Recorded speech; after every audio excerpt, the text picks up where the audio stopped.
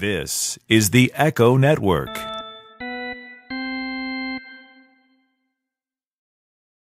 Kelly's Westport Inn presents the Royalman Report with Casey Royalman. He's an important member of the sports atmosphere in Kansas City. Michael Engel.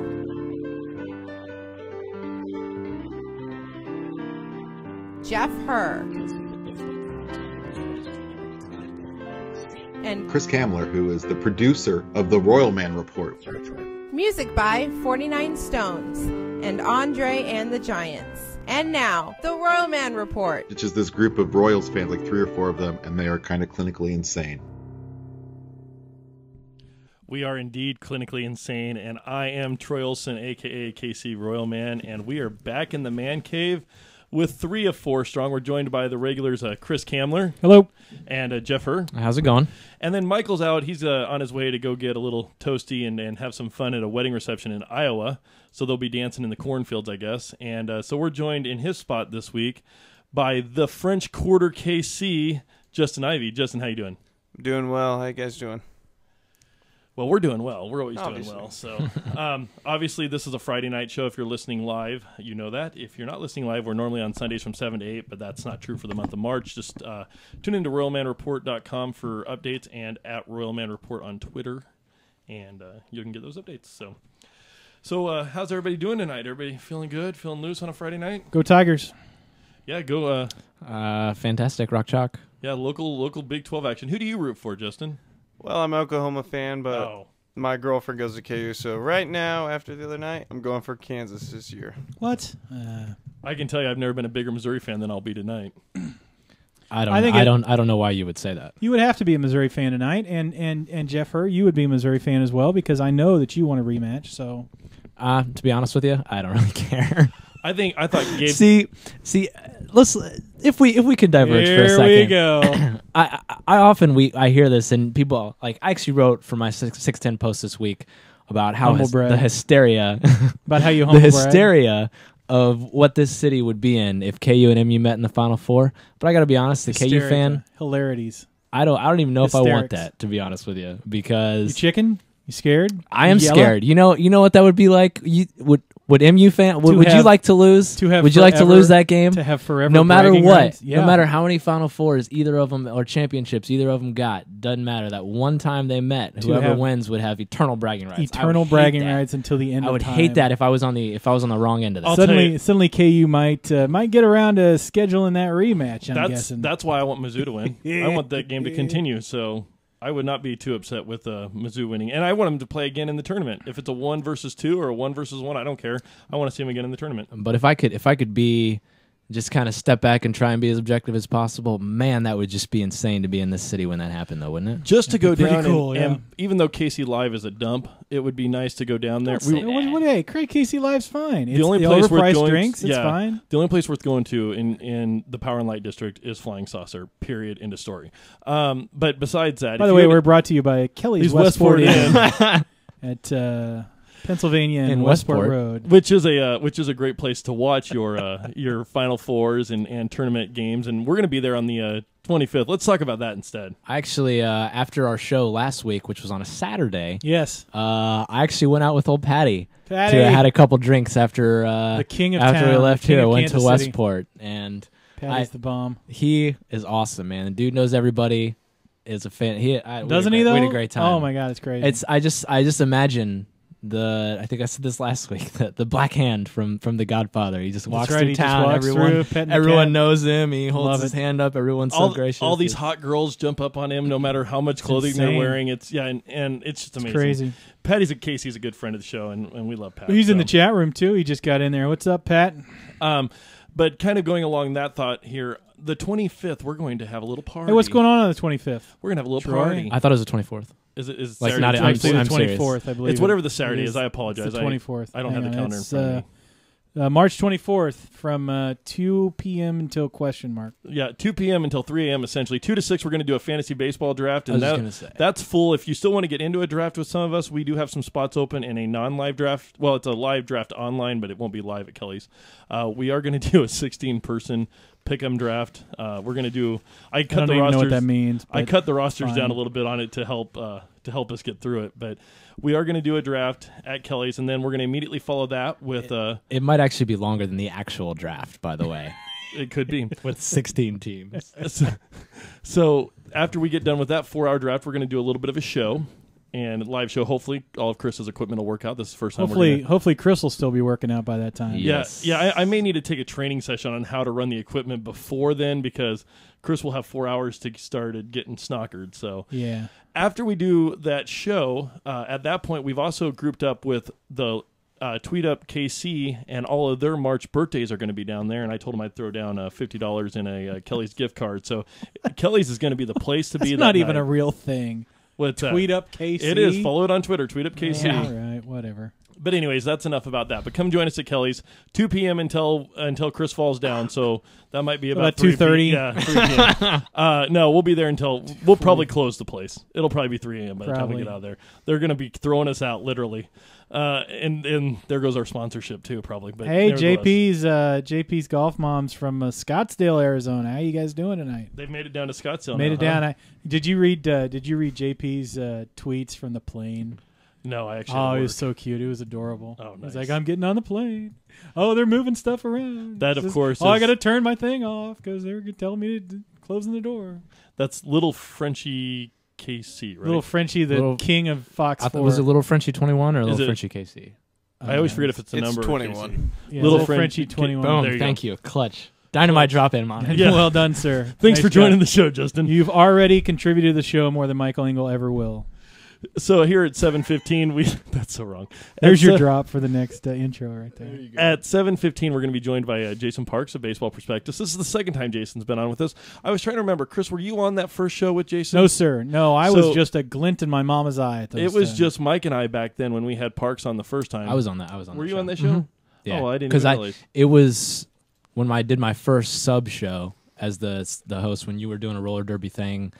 And I was like, oh, man, I love Jason Parks. I'd love to be in that interview. And you That's said, right. go ahead and come on back. And that actually started the succession that ended up being an official co-host of the show. And It's like when you were like an also cast member on Saturday Night Live. Exactly. And then suddenly the next year you're in the opening Yeah. credits. I got you. that was me. you know how they have this I'm weekend? like the Keenan Kell or whatever his name is. That's me. Nice. Keenan Thompson. Interestingly enough, Bill Murray was not an original cast member the first year. He was the second year. And that's why Chevy Chase Interesting. left, because those two had a feud. And then Steve Martin was also not ever a cast He was member. never a cast which is member, a but he little was on the known- very most first people, show. Common Yes, very much so. misconception. And hosted like 7 times. But Very, anyway, very this is good. not a Saturday Night Live Anyways. podcast. Back to baseball. So yeah, So that's you how see that how goes. we've gotten in a little bit of a rhythm throw without you the last couple of weeks. Yeah, you know that Just that go happens. off on tangents. So Jason Parks will join us in about 10 minutes, and that'll be fun with Jason. So we'll go from there on that. You know, the Royals not looking too bad in spring training, guys.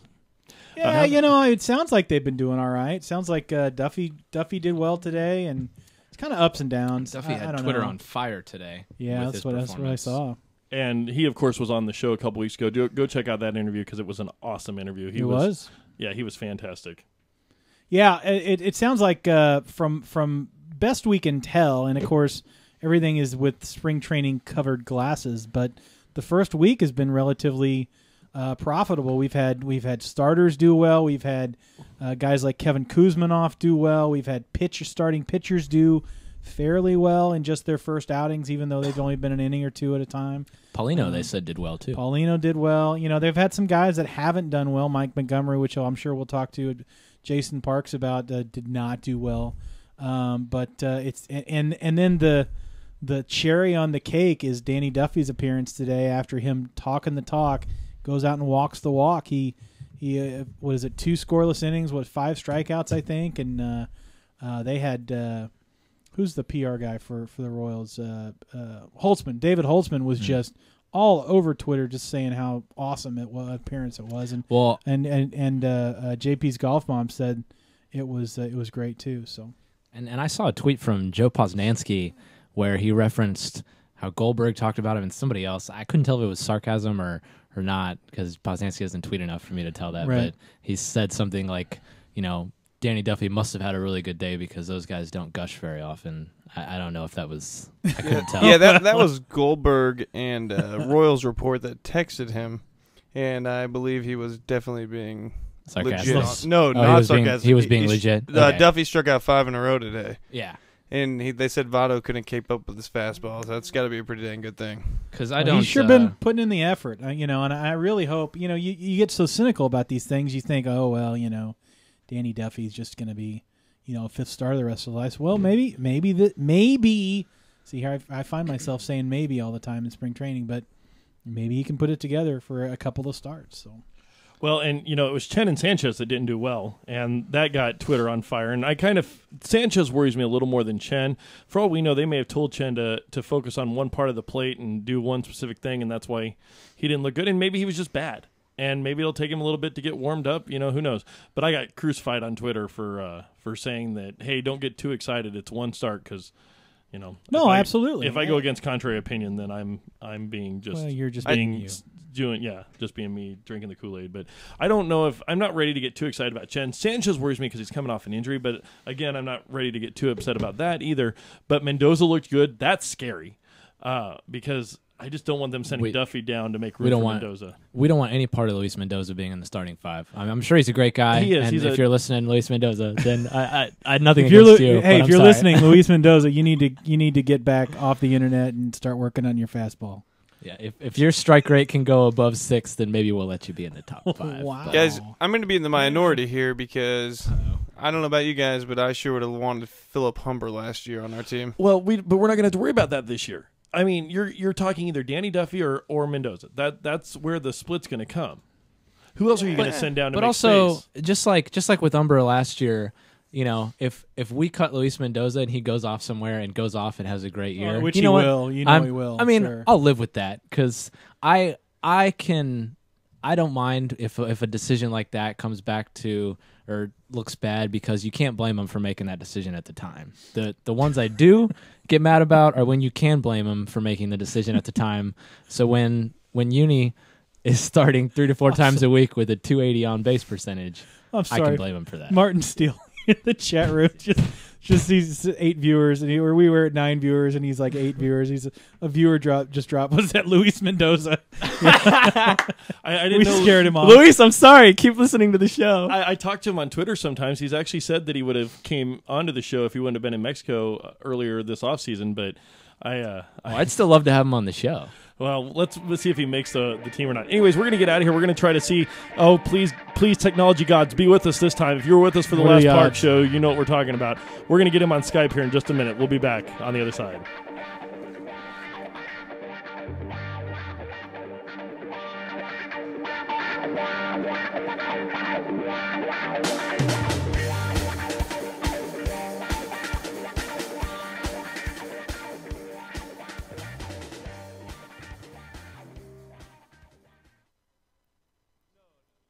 Hey Troy, what are you doing this weekend?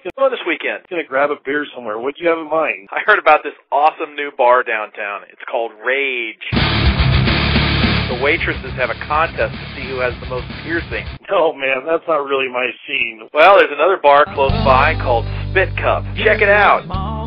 The bartenders wear chaps, and every hour they shoot a guy. No, seriously, I just want a bar where I can sit down and watch the game. Okay, I've got just the place. It's called Lilac. You sit on pillows, and you drink from eucalyptus leaves.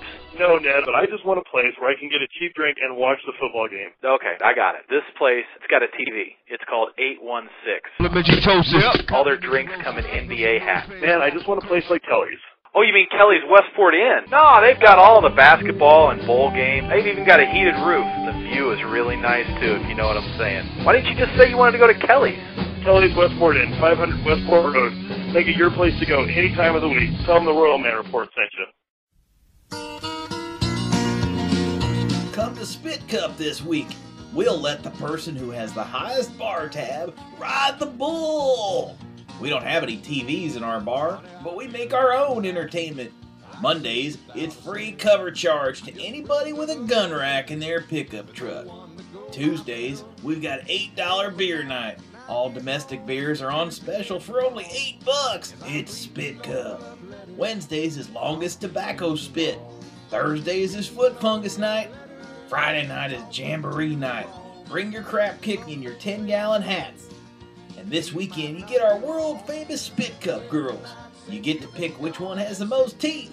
It's Spit Cup. No love letters, talking to the wall.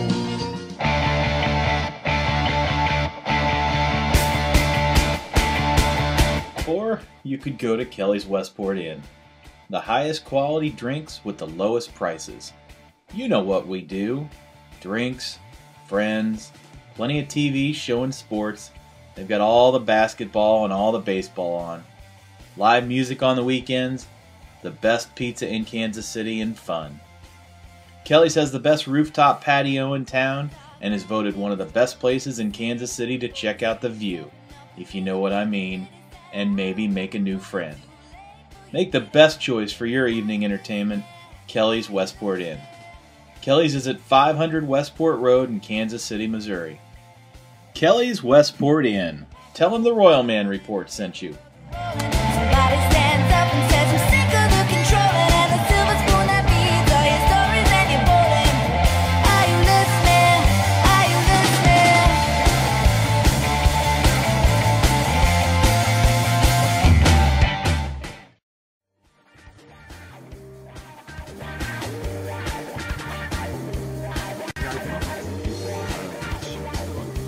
He's Royalman. You were on his show too, I think. And so I did his podcast, and he kind of got on me for ripping the Royals when we talked about the top 10s down. Those guys know their system, man. They do very really well, do. yeah. And it is still down, but you know what? It's still really, really good.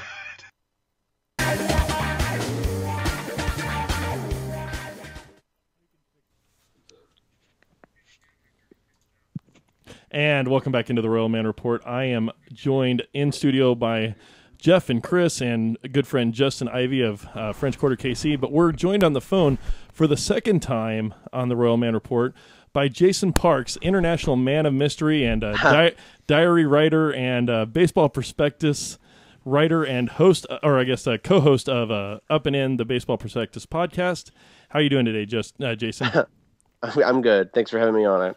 I'm over here looking at Justin tear one of our mics apart, and I got the name wrong there for a second. By the way, there are absolutely no photographs of you on the internet. I don't know if that's by design or just a coincidence. My Twitter pictures of me. Is that actually you? Yeah. That's a great picture. Yeah, this one here I've got. But, yeah, no, I picked another one that I just like randomly figured, it said Facebook and Jason Parks, so I picked that one too. But, yeah, no, there is no photographic evidence of you anywhere on the internet. No, but Twitter, that's me. That's my avatar is actually that's my face. And my mustache, which I shaved. I was actually flipping through the channels and saw Grease was on the other night, so I thought maybe that was that picture was just you pulled a Danny Zuko picture and used it as your avatar. No. So you're fresh out of the meth house and into your palatial estate to steal from your show down there in Arizona now? Yeah, I'm in the house. It's Look, I have to say, I've been coming down here for years. This is my 7th spring training. This is the 4th one in a row that I've spent, more than a month here. And I usually stay at this, old folks home type of place. It's bad. There's 30-year-old meth heads and 90-year-old, elderly. And it's a bad combo. It's on a bad side of town, and it's not really conducive for a good head. But here, I come back from the field, and I'm all amped up to write, and I have a clean environment to do so, so it really helps. Yeah, and you don't just write about baseball on Baseball Prospectus. You've got a new little project going on over there, and it's your diary, which I don't care what the haters say, that may be one of the greatest pieces of writing that has ever been put on the internet. Well, I appreciate that. I've actually I received an email from a scouting director who said, and I'm not trying to humble brag here, but he said, this is fantastic. I really love it. You're never going to work in baseball. Well, you got that going for you. Wonderful. Yeah, no, we once that came out, we all just emailed that back and forth and talked. I mean, just had a little laugh over it. Is good stuff, definitely. I appreciate it. It's gonna. I think I have 4 or 5 more before I'm done. So well, we're looking forward to them. Before we get down and dirty with what you're seeing from Royals camp, let's since we're not as time restricted this time as we were the last time. We rented a studio before. Now we have our very own little man cave here at the Kamler Estate, which is our producer's house, and he's been good enough to put up a little studio. But tell us a little bit about you and how you ended up at Baseball Prospectus and how you ended up on the podcast and those kind of things. Okay. Well, I mean, I didn't come from a baseball background necessarily. I come from an art background. I kind of put that out in my writing a little bit. It's a little bit, I don't know, I don't want to say progressive, but I come from a drawing and painting school, and I've been trying to incorporate more artistic things into the baseball stuff to try to bridge my two loves. And that's something I always struggled to do in high school and college, was trying to find a marriage of those two things. And I think that, finally getting a platform like Baseball Prospectus that allows me to do that is great. I met Kevin when I was doing a Rangers blog. We hit it off. He's definitely one of my best friends. It's not just an act. And so we decided to start a show together, and it ended up being kind of popular. So that was really cool, and we enjoy doing it. And, it's brought me to another level in what I'm able to do. And I'm appreciative of the BP people for letting me do that. And then that opened the door. You guys actually started doing Up and In. I believe in the .9 episode, or it was either in the .9 episode or when we had Kevin on, I don't remember which, that he talked about when you guys started doing the show that he was going to do it regardless of what Baseball Prospectus said, and then they picked it up because they're obviously forward-thinking enough, and that's how you got into Baseball Prospectus, right? Yeah, I mean, I wasn't a part of Baseball Prospectus. I was doing my own thing at the time. I was writing for a Rangers blog, doing like prospect stuff. I was working like a 9-to-5 job for the most part. Just being, I was Jason, but I was just kind of a quiet Jason, to get into the third person. And I started doing the show with Kevin, which kind of just sprung from a conversation we had in a bar. We went to a bar and had some drinks, and it was like 2 hours of us just laughing. And it was basically the show. We basically just did the show in a bar, and we decided just to recreate that every week. And so that's what we try to do. And your show is definitely different than any podcast. And there's things that we've tried to emulate on our show. And as Kevin said, then you guys must have a really bad show, because he always says that Up and In is just a road to disaster. So, which makes me laugh because it's so popular. And as it shows with the Facebook group and Kevin's following on Twitter. And like you said, you kind of are the quieter guy of the two. You're not as out there. He's on Korean TV and you're on the Royalman Report. I mean, it's a little bit of difference there. Why is that Kevin is getting all these calls and you kind of stay more in the background of the show? Well, there are several reasons. One, Kevin's been at this for a long time. He has a proven track record, and he's very good at doing media. He's not a media whore, but he's just very good at it. And if I had a radio show, I would definitely want to get Kevin on, because his takes matter. He talks to everybody in baseball, and everybody in baseball listens to him. It's important. When he says it's important. As for me on the show, I kind of demur a little bit to him. I let him do his thing, and then I say something, and hopefully my words carry a lot of weight, because I don't just ramble on. And when I do, it could be a bit aggressive, and it's not always conducive for radio platforms. I'm coming on, I'm dropping F-bombs, I'm talking about sexual things. So I'm writing articles perfect, with actually. pathetic fallacies. I mean, I cross the line, and I know you guys appreciate it, but I've done. This is I have like 13 radio spots this week, so I mean, I've been busy once I've been out here, but I'm not in Kevin's league when it comes to that stuff. And that was actually going to be my question, because I don't know, I'm sure nationally it has as well, but at least in Kansas City, we kind of heeded your advice as far as Kevin is concerned, because he had, I think it was either last week or the week before, where he had multiple spots on one of the local radio stations that he came in with different hosts and started talking. I was going to ask you, you just kind of answered the question, how you had 13 spots this week, but how is that kind of ticking up now? You've noticed since the podcast has had as much success as it has, and you kind of people are asking you on more and more, and that's something that you're doing more often? Yeah, I mean, the podcast is definitely helping in that regard. And a lot of the stuff I do for Baseball Prospectus, if it's straightforward, then that market might come and try to get me to come on. The problem is that I write things like the diary, and you don't know what you're going to get. Are we going to have this person who come on who can, articulate thoughts about the prospects in, Team A's system, or is this person going to come on and be a complete lunatic? So, I mean, it's I guess I have to prove that I can play both sides. Well, and to that end, you write for the Texas prospect website. What is the name of that website again? Texas Farm Review? Texas Farm Review. Yeah, it's just my prospect site. I use it because I have a lot of equity built up in the Rangers system because I've been watching them for so long. So since I stay out here in Surprise and I see a lot of them, I figured I might as well be able to exploit that a little bit. So I have a Texas farm system site. Well, and we get very, very lucky here in Kansas City because we happen to share the complex with the Rangers, and so you also, not only because I'm sure that the Royals farm system has been the epicenter of prospect world for the last couple of years, but you've also been watching a lot of Rangers, so you are one of the best people to talk to about how our Royals are doing, because you've been watching these guys the last few years. Yeah, I mean, I was watching them when the system was chugging along a little bit, and then when the first wave came through, the Hosmer wave, it was impressive, and I could see these kids from the very beginning, starting at the complex level and watching them mature, and then now that the second wave and the third wave are starting, Bubba Starling being the third wave coming in, then you start to really see, like, man, the Royals have a lot of talent, especially at the lower levels. I mean, even though a lot of the guys have graduated, there's still a lot of talent in the Royals system. And you were talking about Hosmer, and we'll go right there. We're going to kind of jump around between some silly and some good stuff. So we'll jump around. But referencing the diary that is available on Baseball Prospectus, and I believe it's actually one of the free reads on Baseball Prospectus. So you can go to baseballprospectus.com, type in Jason Parks, and find his Prospects Will Break Your Heart Spring Training Diary. In days 8 and 9, you seem to have developed a little love affair for Mr. Eric Hosmer. Little bromance building there. Yeah, well, I mean, I started it last year when I spent some time watching him up close in the backfield, hitting in cages and hitting in live BP and whatnot. And that's before the season. I was like, man, this kid he could be Rookie of the Year. He's ready to play in the majors. Now I'm looking at him and I'm like, this guy could be an MVP before he leaves Kansas City. And I'm sorry to say that, but you know what I mean. Yeah, right. And actually. Actually, that's a good question. How did you feel about last year? I mean, obviously, we're quite biased here in Kansas City, but with the way the Rookie of the Year voting turned out, we were none too happy, considering who won. I mean, I fell on the side where I thought, Jeremy Hellickson winning, I was fine with that. But where did you come out on that? Did you think maybe Hosmer should have won, or do you think he's just not quite there? I mean, do you think the voting turned out right? You know what? I mean, this is not a smart ass answer, but I really don't care.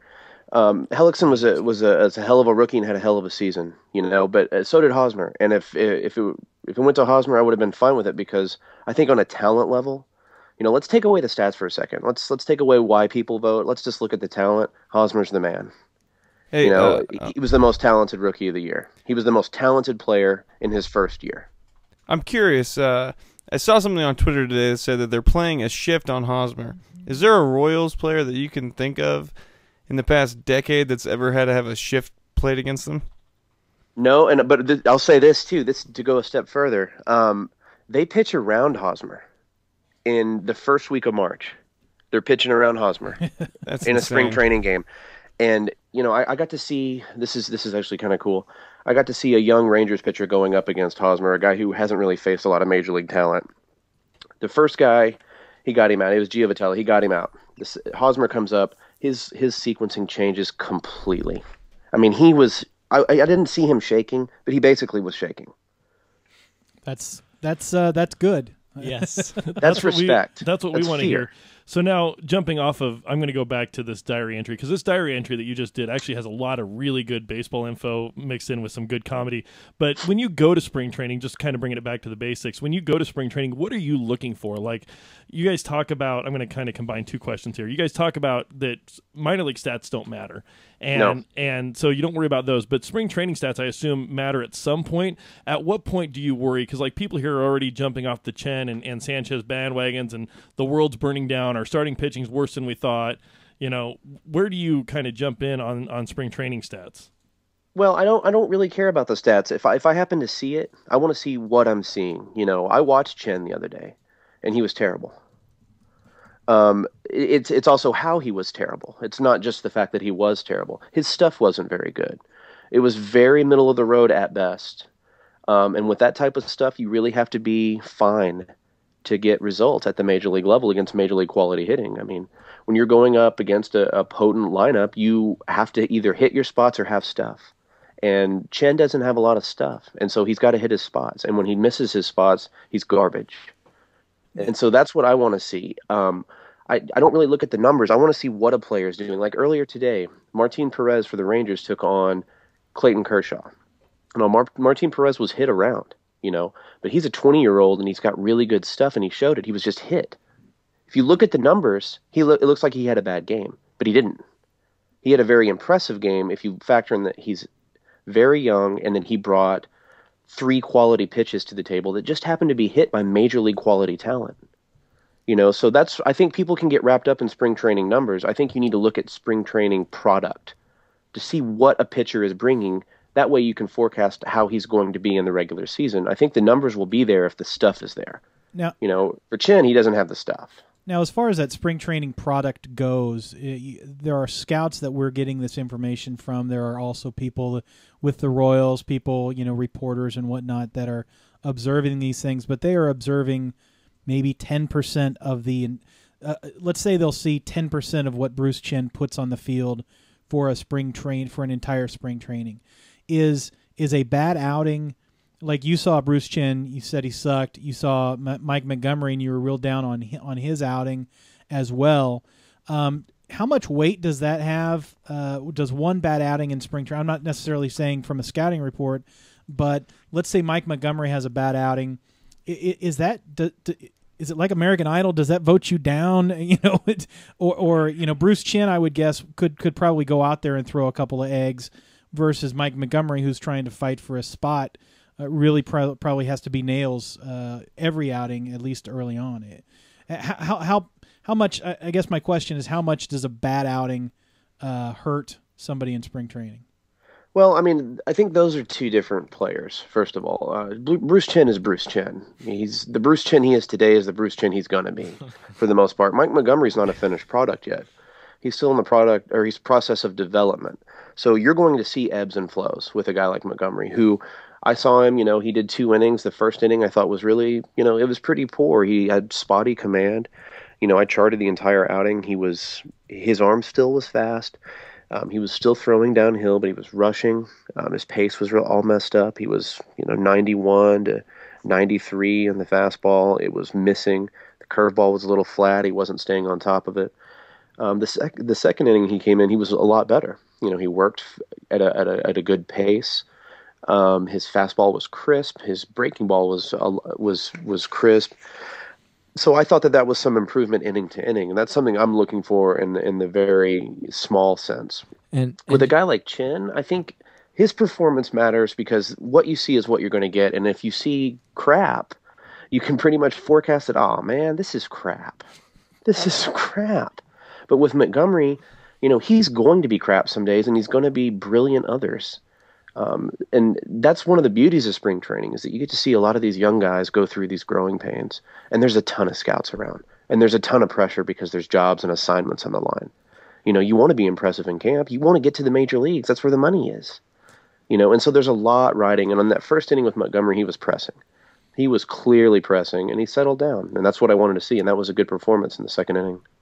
And you talked about Montgomery, and to tie back into your article, the diary again, if you haven't read it, it's hilarious. And honestly, I joked with the guys, I should have just had you come on today and just read this diary entry, because I love it so much. Yeah, Troy, tell us more about his diary. Yeah. Hey, you know what? The guy's good enough to come on the show. I'll promote his work. I don't care. But you did say that Montgomery was up and down, and somewhere Kevin Goldstein was cracking a smile that said, I'm not a big fan of this. And but the second inning was better because Montgomery worked faster, had a smoother delivery, and a more consistent release, which resulted in better location. But you thought that might have something to do with Eric Hosmer probably gave him a pep talk, and Montgomery probably wept. So it's just so funny. I just see this, like, the Why visual. Why don't you just marry so him, good. Jason? Jesus, God. And Jason, I want to stick on Mike Montgomery for a second, because sure. I mean, with everything that's been happening with the Royals right now and coming up, I mean, Mike Montgomery, for so many reasons, could be the linchpin for the Royals, and I think he a lot of people have kind of looked at him that way, because if he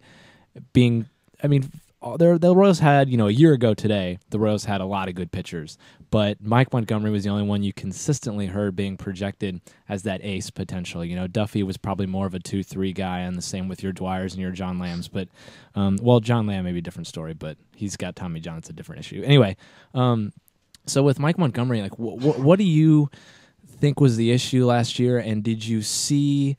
You said you saw some improvement from inning to inning, but what you saw from him so far in spring training, it might be too early to tell. But has he been correcting that? I mean, is there hope for Mike Montgomery at this point? There's a lot of hope, but he's not going to be an ace, and that's just not going to happen.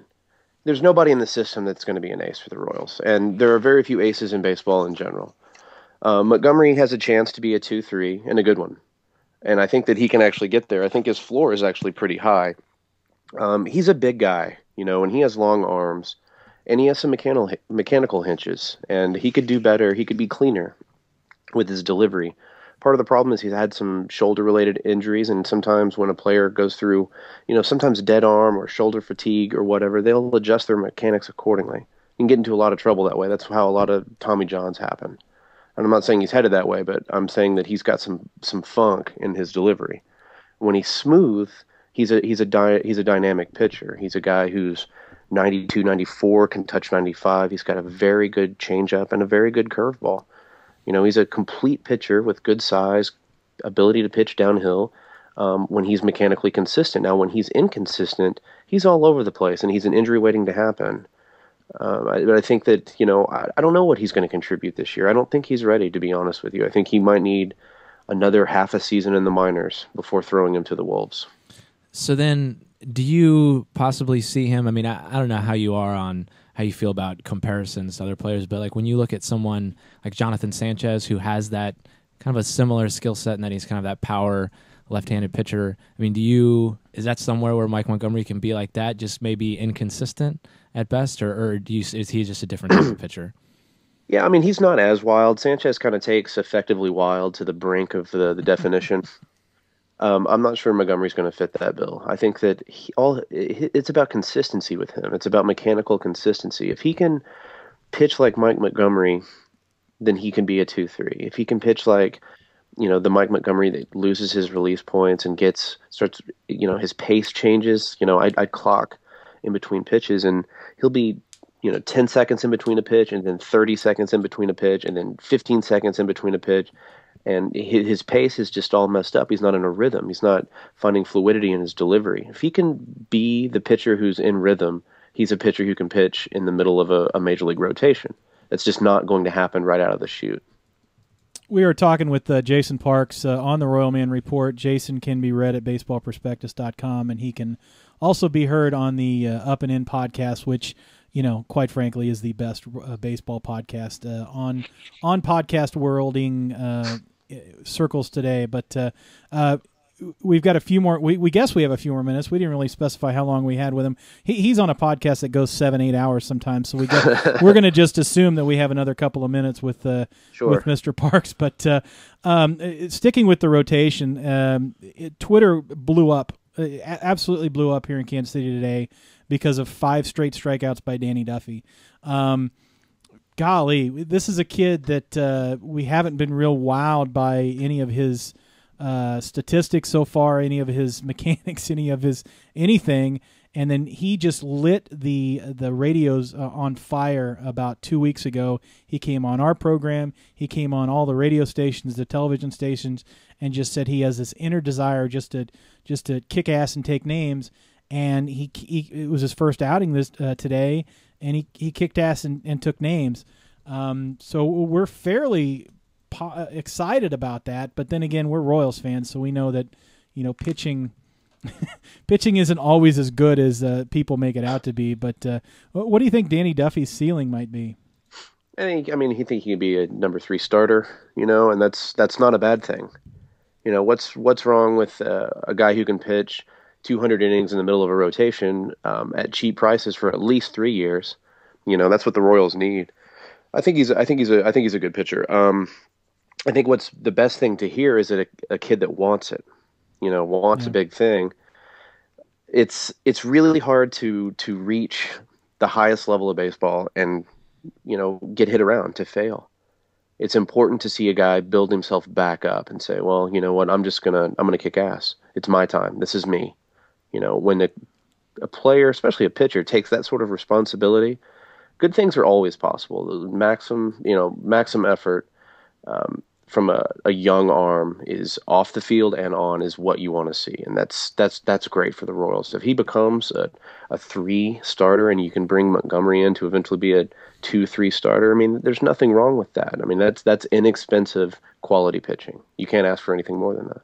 We're joined in studio today by our special guest host is Justin. He's on Twitter at French Quarter KC. He's a big Jeff Francoeur fan, and you've been talking about Will Myers could really make a name for himself. If Will Myers does continue to rake the way he has been, is this Francoeur's last year at the Royals, or how do you think Will Myers and Francoeur coexist on this team? Well, I mean, Francoeur is actually a great person to have on a team. He's been there. He broke in early, and what better example to have around a lot of these young kids that the Royals are hoping to build around than a guy who was brought up to the major leagues at such a young age and was able to hold on, which isn't easy. I mean, there's a lot of pressures involved, and everybody I know in baseball, every single person I know, loves Francoeur, loves him, loves the person, loves the man. On a team, there's still a lot of things that Francoeur can bring to the table that a lot of people don't really like about him. But, I mean, I love watching him throw a baseball. He's still got some pop. He's not going to walk. He's not going to reach base at a high clip, and that's fine. You just have to get over it. He's going to make some contact. He's got some power. He's got a crazy arm, and he's a really good guy with a lot of experience. It's a good guy to have on a team. Next year, though, Will Myers, that's his year. So regardless that I believe they signed Francoeur to a 2-year deal this year and next. So regardless, you think Will Myers starts next year and Francoeur just plays in somewhere? Francoeur might be the guy that gets squeezed out a little bit. I'm not saying he'd be off the team. I'm just saying that, when a young guy comes up, they're not going to throw him to the wolves completely. Will Myers is not going to play 162 games next year. That said, I do think Will Myers is up at some point in the 2012 season, and I think he is the starting right fielder in 2013. Well, speaking of Francoeur and how he came up at an early age, I'm kind of curious. I saw Kevin Goldstein said something the other day on Twitter about how Bubba Starling maybe has about a 50% chance of actually making his name making it into the big leagues, period. What do you think about that?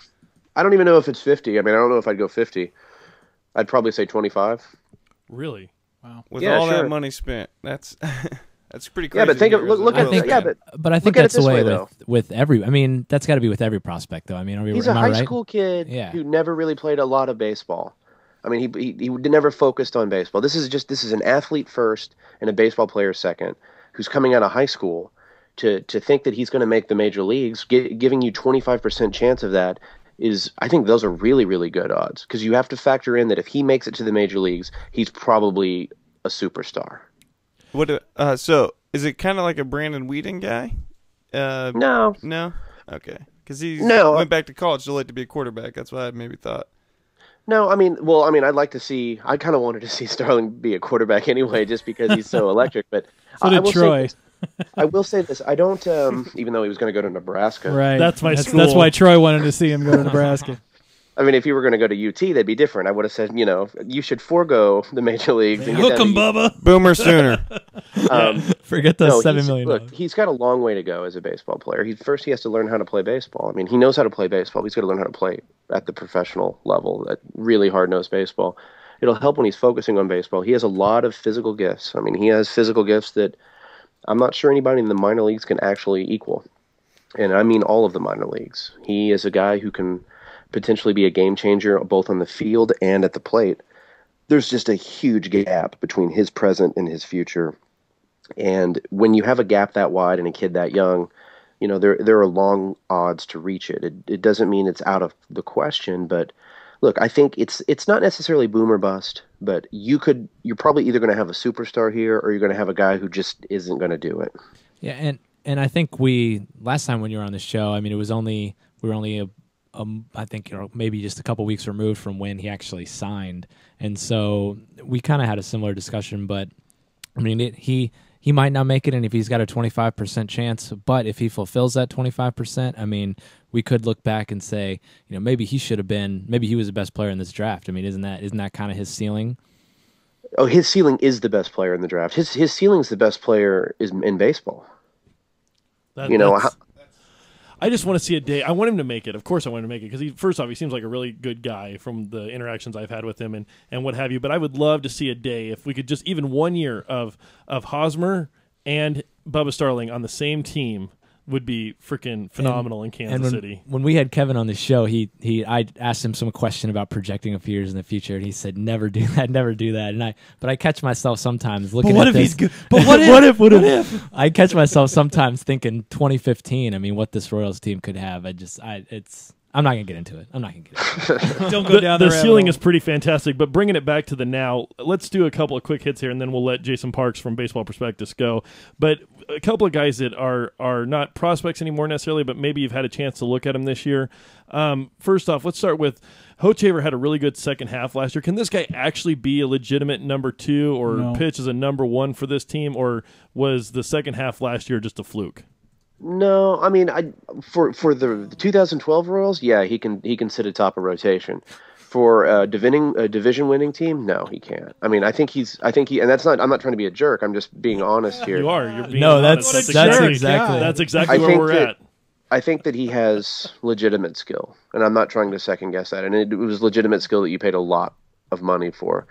He's not a top of the rotation guy, and yeah, he did have an impressive second half of the year.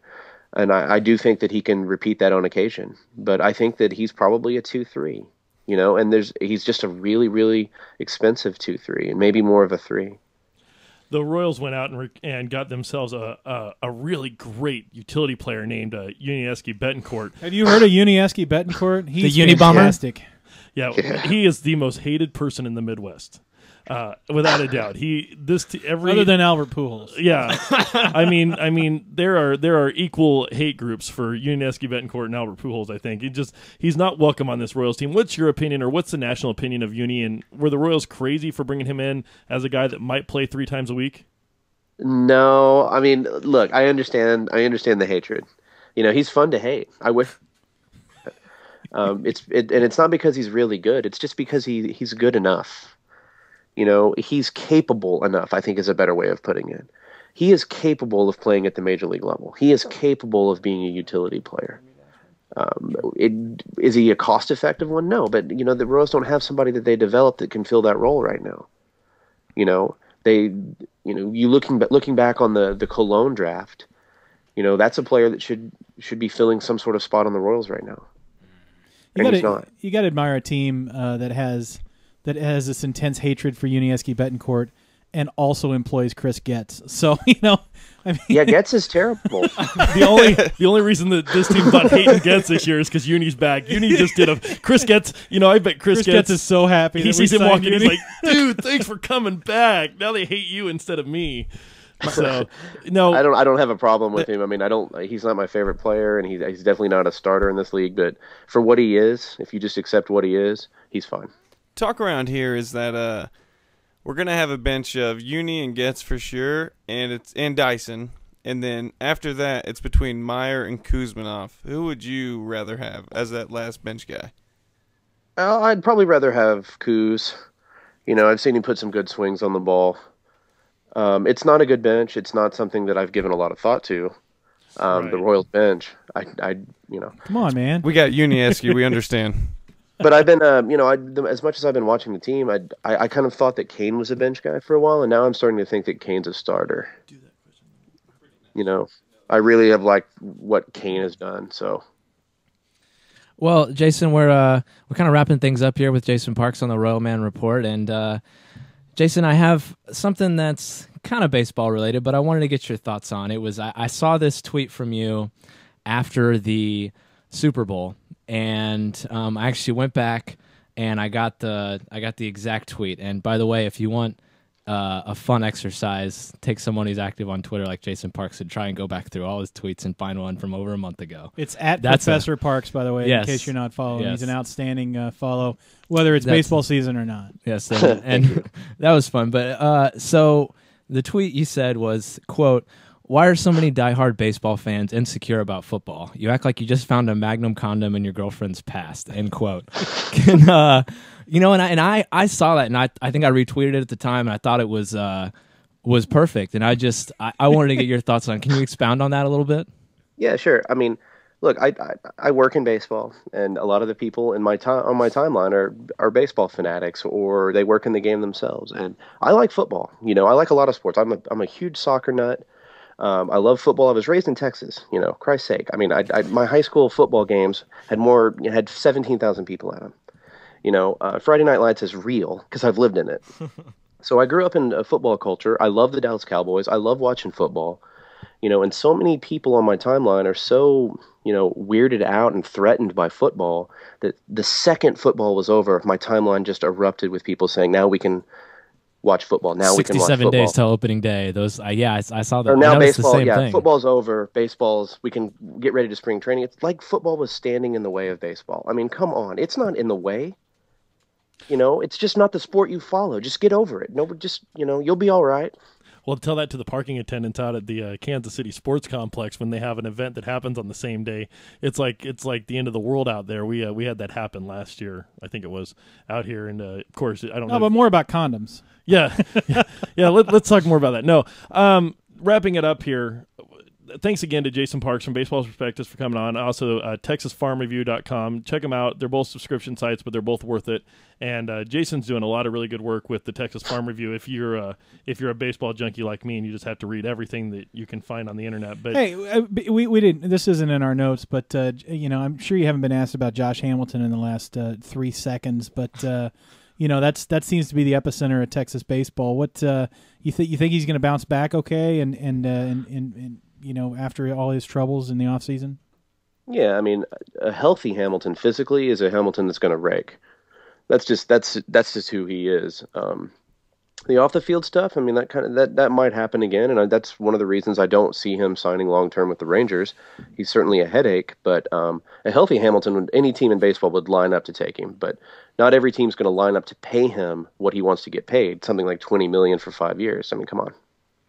Well, we're gonna let Jason go. Thank you, Jason, for taking about 30 to 45 minutes here today and sitting in with us us little nobodies here on the Royalman Report. But we really appreciate it. You actually you didn't hear the sounder before we had you come on the air, but you actually paid us a great compliment, and we've always wanted to say thank you for that. Way back in November when you guys did the top 11 for the Royals, you had said that us guys know our system, and you said those guys know their system. You don't talk like I do, like a redneck, but.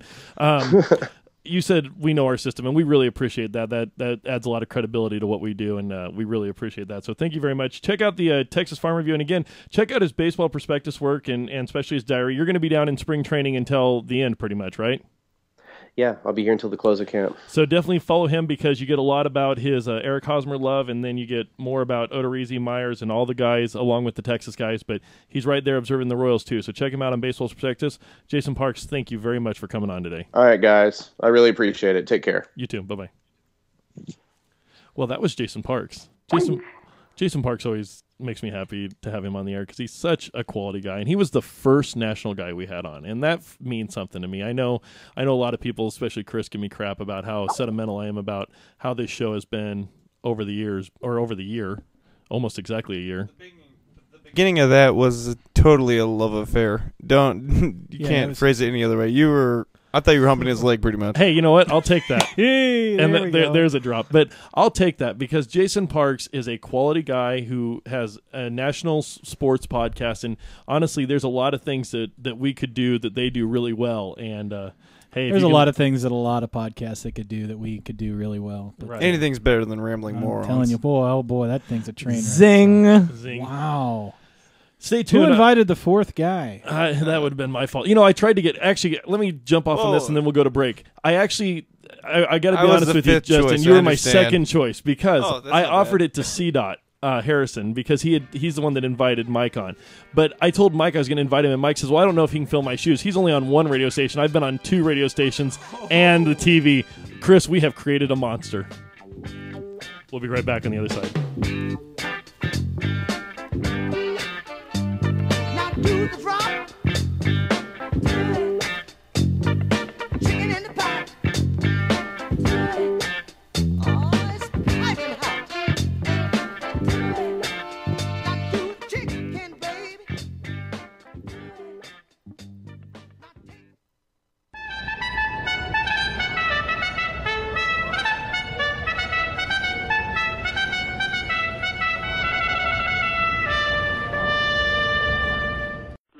Holding Court with Kings of Kaufman. This is your opportunity on the Royalman Report to dig deeper into an article from kingsofkaufman.com. This week I will be speaking with Ethan Bryan about his article, The Boys in Blue. Ethan, welcome to the Royalman Report and Holding Court. What I want to know is, where did this idea come from? The Boys in Blue is the name of the article, and it's your tale of coming up with a song about the Royals, which is kind of a unique thing. So tell me how you sat down and came up with the lyrics to this song. Most mornings I go to a local coffee shop, open up my computer and start to write. And while the baristas are making my mocha, I peruse everything I can in the star related to the Royals. And so about a year and a half ago or so, Rustin Dodd wrote an article about a new anthem that had been written about the Twins. And he said, "All right, Kansas City musicians, the gauntlet has been laid down, go write a song." And so I kicked on the laptop and started throwing out some lyrics and just submitted them as is. And got back to my writing for the day. And then I had this idea. I was like, man, that was a pathetic attempt at a Royals song. So I literally scrapped my plans the rest of the day and devoted a couple of hours to writing a good, solid Royals song and pulled out my guitar and just started thinking the stories that meant something to me, the experiences that have shaped the history of the team. And about 2 hours later, I did a really quick recording and sent it. Submitted it and didn't hear anything for weeks. And then Rustin wrote back to me and said, "Dude, you won." And I was completely floored. And so that's the long and the short of it. And within the song, you have so many references to players from the past. I mean, George Brett, obviously, but guys like John Mayberry and you mentioned the Duke for John Watson. Mm-hmm. A lot of names that, if anybody's followed the Royals for a long time, they're going to know these names. Anybody who's been even an intense fan and just looked into the history is going to know the names. How long have you followed the Royals intensely? I followed intensely from 1980 to about 1993. And then there was a period when that's about a timeline for a lot of Royals fans. Exactly. 93 cuts off there, and then there's a gap. And I'm thankful for that because that's when I went to college and got married and all that kind of stuff, and then moved to Texas for a couple of years and came back. And one of my friends said, "Well, have you heard about Mike Sweeney?" And I was like, "No, I haven't. To be honest, I haven't followed much of baseball," and went to a Royals game down in since 2000. I've been again the fires have been stoked. It's funny how some of those things really bring you back in and inspire you. And the time period, 1980 to 93, that 93 is when it was George Brett's final year, and George Brett, my favorite player growing up. Sweeney was kind of the next guy for me as well when I was looking for a player that I wanted to watch. Personable, a slugger. First baseman, I think I was always kind of leaning more towards first baseman because I watched George Brett right after he had switched over from third to first. Throughout all of the Royals organization, they've had some of these guys that really make a connection with the fans. And I think the ones that you name in the song are generally the ones that really stick out. I mean, there's Lou Piniella is mentioned in here, which people sometimes don't even realize he was ever a Royal, but Denny Matthews and Willie Wilson and Quisenberry, who I don't know anybody who's followed the Royals who didn't like Dan Quisenberry. It really speaks to a lot of that, that what it means to be a fan. Have you written other songs about, other sports or other sports teams, or is it just something that struck you this one time that you wanted to do about the Royals? I think that's the only time the muses have smiled on me about the Royals. Most of my songs I write for my girls, and they're relatively cheesy tunes that get stuck in your brain for hours on end, and you wish that you could get rid of. But this is one of those that just connected with me and and it was really fun singing it at the prison. The line, the reference to the pine tar incident and to beating the Cardinals, and the guys in the prison really resonated with those lines and wanted to visit about them. And you talked about Quisenberry, man. He was one of my heroes growing up. I had all of his cards and even have his book of poetry on my nightstand. He was just a delight to watch. We could still use him today. In the article, you do mention that you've added a couple of verses about some of the current players. But is there a sequel to this that you have in the works or anything like that? That's really interesting you asked that. I've got an opportunity to go to spring training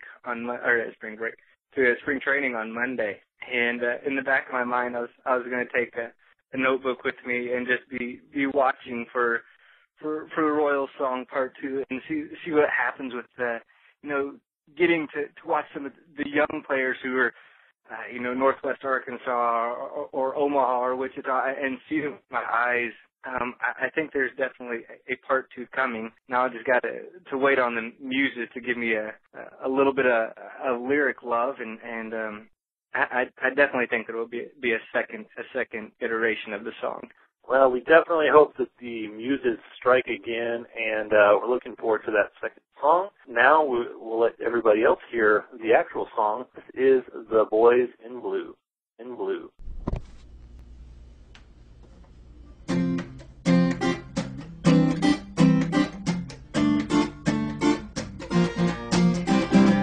Born in the summer 1969, taking down the Twinkies in a little overtime. Denny's on the radio, and the rookie in blue, with the boys in blue.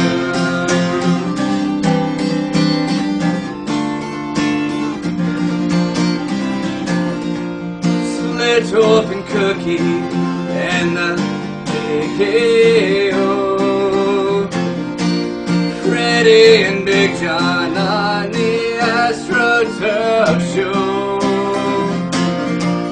fighting them Yankees, just trying to break through. We are the boys in blue. Born in the summer of 1969, taking down the Twinkies in a little overtime. Denny's on the radio, and the rookie in blue, with the boys in blue.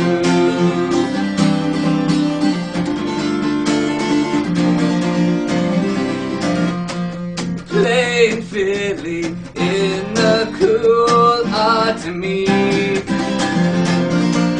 thanking Willie's for our first victory. We beat them Yankees, we've got something to prove. We are the boys in blue.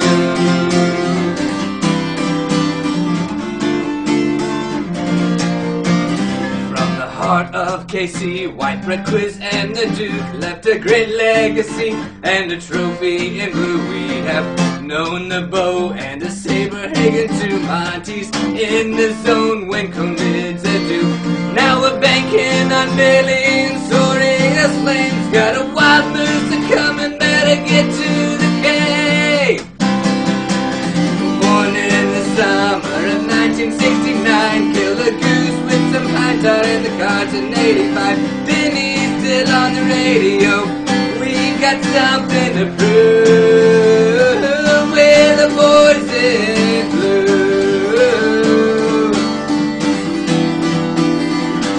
We're the boys in blue.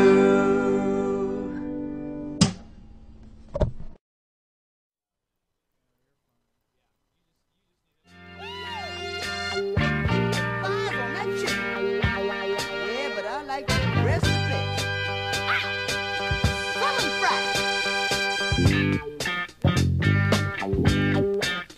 And welcome back into the Royalman Report. We're dancing the night away here I knew on I'd get it on Friday there. night. Jeff, you don't have a mic either, I don't think, again. Hey, how's KU doing? Shut up. That's not on the list to talk about, Chris. That's Thanks not on the again list. thanks again to Jason Parks of Baseball Prospectus. Definitely follow his work. Very, very, very good work. So yeah, I think apparently we need Baylor. to thank Jason Parks one more time. Yeah, Thank shut you. up. Also, Apparently, Jason, will you please marry Royalman? Hey, if you haven't had a chance, you should read Professor Parks's diary entry. It's diary fantastic. entry on Baseball It's Prospectus. outstanding.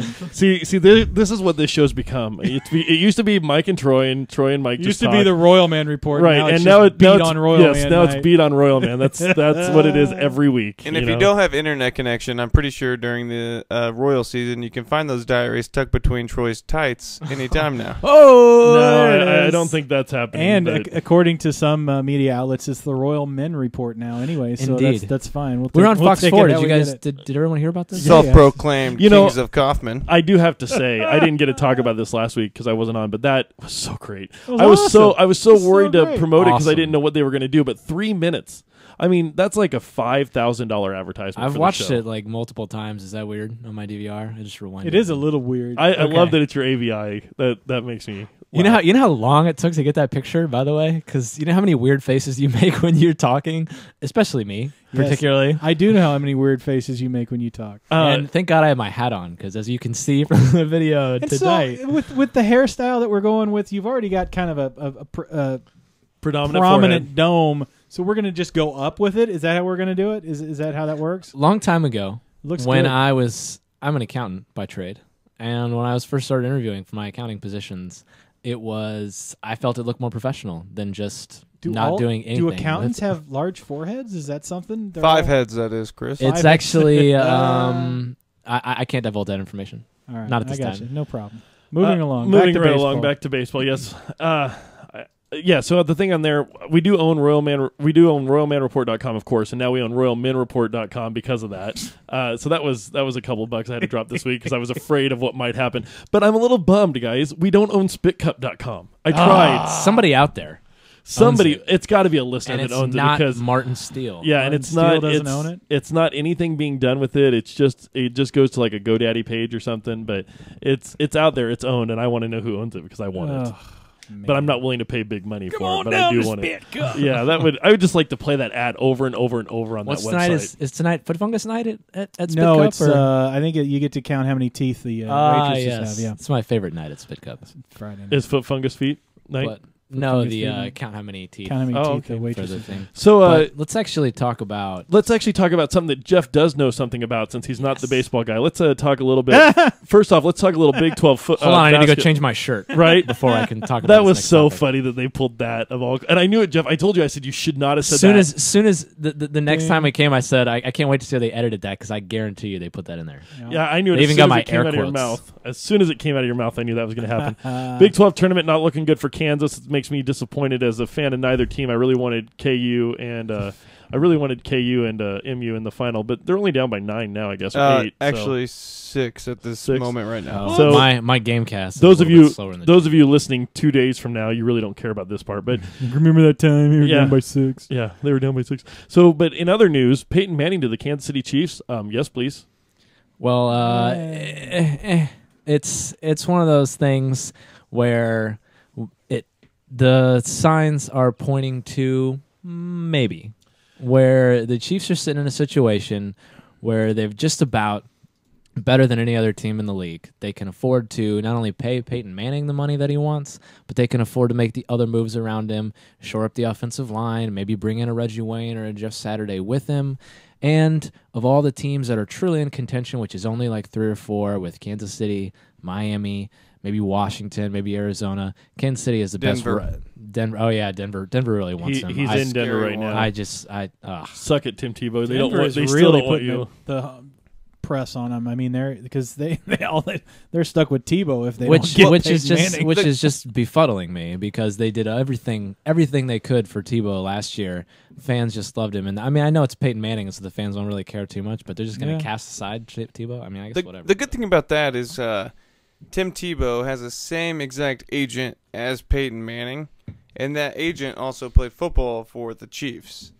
So it's actually Tom Condon, kinda, that's right. He lives in Kansas City. It's looking pretty good for us and there's no way he's going to sign with Denver because of the fact that they're going to lose a lot of money on Tebow. Well, Tebow would stay there. They would keep him as a backup or use some sort of wild. See, the thing about John Fox is that guy's a good coach. It hasn't shown in the last few years, but he is actually a good coach, and he's innovative. He worked that offense to work with Tebow last year. That's why they won. And he would definitely work an offense that would use both of them. You would see some kick-out patterns where they would both line up, where Tebow would line up as a wide receiver or a back, and he'd kick the ball over to him, and then they'd throw downfield. But there's no way Tebow can get out into, and catch a ball. So that kind of takes away from your Wildcat. Manning can get out. I think I said Tebow, but that Manning can get out. And they're saying that Manning wants to run the offense, and Manning's not going to run an offense that brings Tebow in as a second quarterback / running back, whatever he's going to be. There's no way he's going to be like, yeah, let's do that. I just don't see that happening. Manning's he's too passing oriented as opposed to a running quarterback. Well, apparently out in Arizona, according to Heather, JP's golf mom, or Little Frenchie's mom, she says that Denver, Arizona, and Miami are in the race. Washington was out, but there's no mention of KC, which is fine. I don't care what they're saying down in Arizona. Nick Wright, get on those billboards. Which is also interesting because from here in Kansas City, it seems like it's Denver, Miami, and Kansas City, and no real mention of Arizona. Yeah. Funny how that works. And it's weird. It's like it's a media thing. Well, and Sam Mellinger, good friend of the show, Sam Mellinger, actually has a couple articles up where the Chiefs are actually talking. The Chiefs don't talk about anything. And both the general manager has said and the owner have said that they're looking at Manning as an option. It's out there. It's in the air, and they never let that happen. So if they're not actually making a good move for it, and supposedly Condon had said that he was really impressed with the Chiefs' offer. So there's something there, we just don't know how much. And, one thing to follow up on that, since we are a baseball show primarily, what does that do for the fandom around here? Wow. My YouTube feed is now a scoreboard. So what does that do for the fandom of the Royals at the time if that happens, if the Chiefs do sign Manning? Does it kill what we're building towards? I actually made a tweet about this where if the Chiefs sign, that's going to be such a stratospheric event, and it's not just in Kansas City. The Chiefs become the epicenter of the 2012 NFL if they sign Peyton Manning. And but they also become the circus, too. So true, but point being, not necessarily related to the Chiefs, related to the Royals. Does that kill a lot of the fan momentum that they've already had going? Because a lot of what helped the Royals too, with all the positive things they've been building, was that the Chiefs had been building negative things. Lots of stuff. Do you remember recently. 2003 when the Royals got 500 and the Chiefs went 13-3? Mm-hmm. It was pretty tough to get a ticket out of Kaufman. I don't think it's going to matter. I just think this town is a town's good got plenty sports of room. town. Yeah, it's got room enough for two good teams. I've lived in Denver. That's a craptastic sports town. This is a great sports town. Right, but it's not to say that all of a sudden it's going to be 2006 again, where there's 12,000 people in the stands for the Royals, but just constantly now, all it's been for the last month, really, since spring training started, is just people cannot get enough Royals. Yeah, but if Peyton Manning signs, that's going to change. That shift is going to happen. Well, but you know what? The thing that I've always wondered, well, not always, but the last week since Peyton Manning's been released, that I've wondered is, I used to go to bed at night when I was 2 years old and look up at the stars. Maybe the Royals, Peyton Manning, please come here. Maybe the Royals would welcome such a thing, because it not only would it might, the negative being, it might kind of dial down some of the fan excitement, but it also might dial down some of the fan pressure, which might help if the Royals do come out and falter, don't start fast right out of the gate. Oh, without a doubt. You know who throws out the first pitch on opening day if he signs? It's no doubt Manning would be your guy that would sign would throw out the first pitch. My head would explode. I just want to put that out there. And that folks, that's a big explosion right there. Yeah, my other head would explode. Wow. Sorry about that, families. There we go. And that happened. So I welcome it. And as Curtis Kitchen said, if he signs this week and KU comes back in this game and Mizzou wins tonight, this town is going to be on fire for the next week. I welcome it. I love sports. I'm a big sports fan. It doesn't have to be about my team. Just the local teams. I cared a lot more about the Big 12 tournament than I did the Pac-10 tournament. Granted, the Huskers are awful. I cared more about the Missouri Valley Conference, and the Huskers don't play in the Pac-12. They actually play in the Big 10. Thank you. That's what I meant, the Big 10. I'm sorry. I'm tired. The B1G. The B1G. The Pac-12, they have nothing for basketball. Nebraska might actually be good in that league. They're awful. No, I hear you. Nebraska's fired their basketball coach today, by the way. Nobody cares. Moving on. Illinois fired their basketball. You're exactly right about that. That nobody cares. Colorado's actually decent in the Pac-12, which says a lot about the Pac-12. Fake Dan Beebe said that Nebraska's the 5th best coaching job in Nebraska for basketball. Anyways, I guess we're getting out of here. Producer 101, when it just goes to dead air and you're all four of us just sit here and go, that's when I play the outro music.